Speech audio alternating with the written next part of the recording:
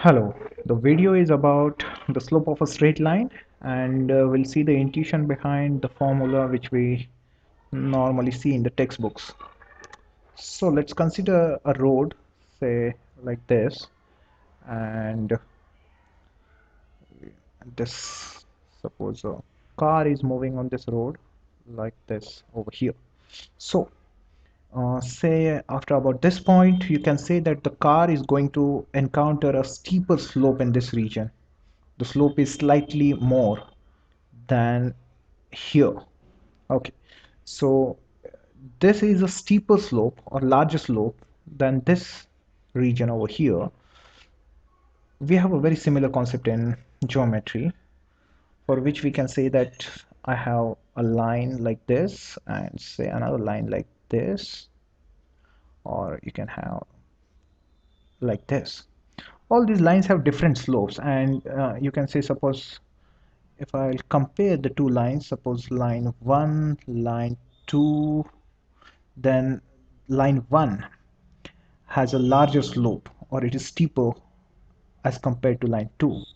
And if I can draw a horizontal line over here and just extend this like this, so you can easily say that this angle theta, say theta, and this angle, say another theta, let's say theta 1, this is theta 2, and since this angle is bigger than this angle, therefore this line slope is bigger. So clearly the slope depends on this angle theta with the horizontal, which we generally call the angle of elevation. Now if the elevation of the line is more, then its slope is more.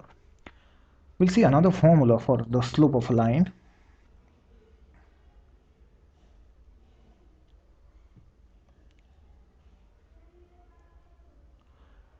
Consider a coordinate system where we have this y-axis and this x-axis. So this is our x, this is our y, and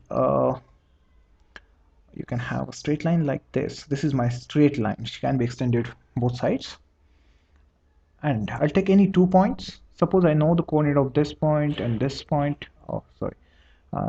These 2 points, and if the coordinates are say x1 y1 and x2 y2, then you can easily find the slope of this line, and they generally give one formula, which is the slope m is the symbol which we generally use for slope, is equal to y2 minus y1 upon x2 minus x1.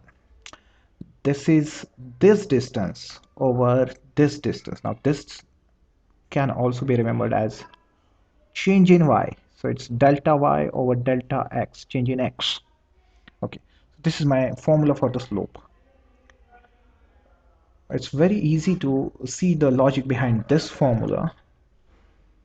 For that, we'll just take say we have a line like this, and consider these two distances.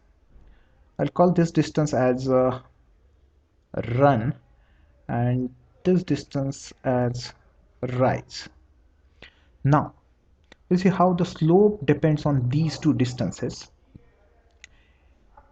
If I keep the horizontal distance constant and increase this vertical distance, then what happens to my line? The line looks like, say this. Oh, I'll just increase it a bit more. Say this, by this much we have increased the vertical distance. So this is my new line. Okay, these are all straight lines. And what if I'll just keep the vertical distance constant and increase this horizontal distance, keeping this distance constant like this. So what happens to our line now? It's going to be something like this, and you can clearly say that the slope of this line is bigger than the original line, and the slope of this line is, because it is slanting downwards, is lesser. So what is happening? If you increase the vertical distance, the slope of the line increases. If you increase the horizontal distance, keeping the vertical distance constant, the slope of the line decreases.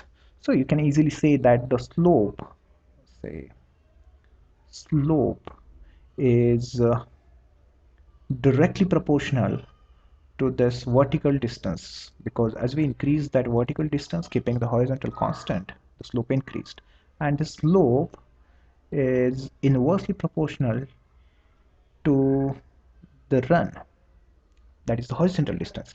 So you can simply have a formula that the slope m is equal to rise over run. So yeah, that's a formula. And I guess in that previous diagram, just show you that thing, yeah, here, this thing you can easily call, oh sorry, just a second. Okay, here we go. Now here, this part over here is actually the rise. Here, if I can write rise, and this part is the run, and this rise is actually this y2 minus y1, and this is x2 minus x.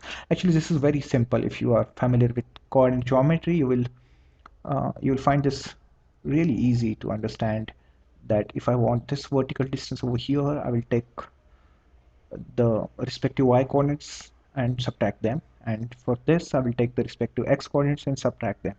Oh, this is really the simple way to remember that formula. Del y, del is the change in y over change in x. That is actually the slope of a straight line. Now if I ask you uh, like I have a line like say this one and this one, which line slope is more? So it's very easy to understand that this line slope is more than this one. Okay. Uh, so what about this line? If you make it flatter like this is even lesser. Okay. So what about the quantitative measure? When we get this formula, m is equal to del y over del x, you actually get some value for this. This will be some constant value, some real number you're going to get. So this formula actually gives us the quantitative measure of the slope. Instead of just saying it more or lesser, you're going to exactly tell some value. Now, what all possible values are there? Can our slope be like 1, 2? Can it be 0? Let's check.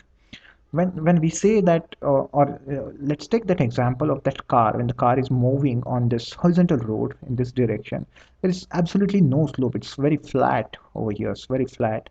So the slope is uh, yeah, can we say it's 0? The slope is 0 for this region. When it is flat, the slope is 0. And if it is going like this, then the slope is positive. Okay, if the line is moving like this, then what? Now this is a positive slope, this is horizontal is a 0 slope, and if it is moving like this, then it is a negative slope. This is minus. Okay, the negative slope. So basically we can have a line like this, like this, like this, and like this. These are the four types of lines. This is a positive slope and this is a negative slope. So basically, if the line is decreasing, it's going downwards as you go from left to right, then the slope, we say it's decreasing. If it's going upwards, then it is increasing, and if it's flat like this, then the slope is 0. What about this one? If it is like exactly 90 degree to the horizontal along the y-axis or parallel to y-axis, then the slope is, I don't know, you can call it, it's not defined. Yeah, not defined. We'll come to that because we're going to see one more formula for the slope now.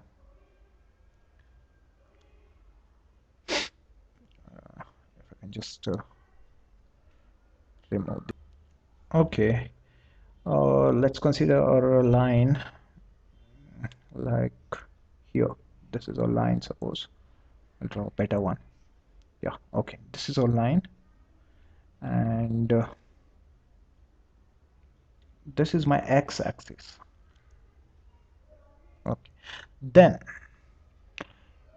if I take this angle from this side, like I don't know, yeah, something like this, and this is my angle theta, then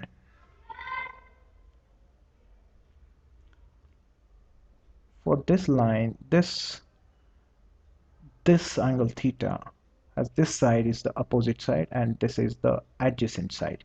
And in trigonometry, if you take the tangent ratio, tan of that particular angle theta, then it's going to be the opposite over hypotenuse. So it is nothing but the rise over run. So what is this? This is our slope, isn't it? So if this is the slope, then we get another formula for the slope, that is m equals to tan theta. What is theta over here? Theta is the angle of elevation. So there may be some confusion in this angle of elevation. If I have a straight line like this and this is my x-axis, then what is the angle of elevation? Because the angle could be measured from this side or could be measured from this side also, then this is going to be a bigger angle, obtuse angle. Which angle I'm going to take? To just avoid this confusion or to remove this ambiguity, we are going to define this angle of elevation like the angle measured from the positive side of the x-axis. Okay, let this be our origin somewhere. Okay, here, say this is a positive side of the x-axis in a anti-clockwise direction. This way. You're not going to measure it like this, or this is wrong. This is the correct way to measure. So when I have a line like this, and this is my x-axis, the angle is going to be this. Then this will be an obtuse angle here, and and not this side. This is incorrect. This is not the correct way. So angle of elevation is like this. And if you want the slope, you just take the tangent of this angle. That ratio, tangent, tan theta, is the slope. Yeah, that's another way to find the slope. Okay. Further, what about these two lines? This is a line, and I'll say these two lines are parallel. And if I can have my horizontal line like this, you can easily see that these angles of elevations will be same. Okay, so what can we say about the slopes of these two lines? Since the angles of elevations are same, you can say that the slopes are also same. They are equal. Yeah, so we get one property for these two lines. If the lines are parallel, then their slopes are going to be same. So very important property. And yeah, we can, the very simple knowledge of trigonometry, you can also prove that if the lines are perpendicular, yeah, we are not going to take the proof over here. If the lines are perpendicular to each other, then it's the slope of one line is going to be a negative reciprocal of the second line. So if this is m1, this is m2, this is m1, this is m2, then it's going to be a negative reciprocal of the second line. Yeah, the proof is very simple. With okay, we won't take it over here. You just have to remember it for now, that if the lines are perpendicular, then their slopes are related like this. You can also remember it this way: m1 into m2 equals -1.